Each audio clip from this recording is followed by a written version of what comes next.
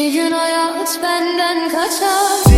بزنی تو سینم زیر دلم درد داره انگار من دیوونه میرم بیرون ولی عاقل میرم خونه دیگه. کارم شده از بیرون تنها برم من خونه. Ölürüm belki rüyada, boğulurum bir deryada. Ben çok yandım bu dünyada. Çıkar canım, gözüm kalmaz. Bir gün hayat benden kaçar, tabutumu dostlar açar. Şiirimden sözler uçar, türküm kalmaz, sazım kalmaz. Beni dağlar unuturlar, bu diyarlar unuturlar.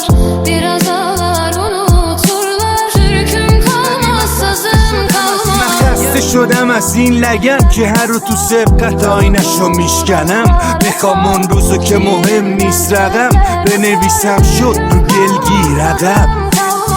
میخوام اون روزو ببینم به چشم که نگی سرنوشت بگی با دست نوشت. بگی آخر گرفت اینم اون که نگاه میکرد تو عکس بهش. من دیوونه میرم بیرون ولی عاقل میرم خونه دیگه.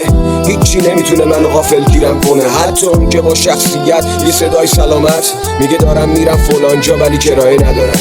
میگه کمک کنم که از بقیه خواهش نکنه، فردا میبینی همونجاست یارو کارش همونه. اینه که شک از تو خیابون و کوچه میاد و مغز تبدیل میشه به هوش سیاه.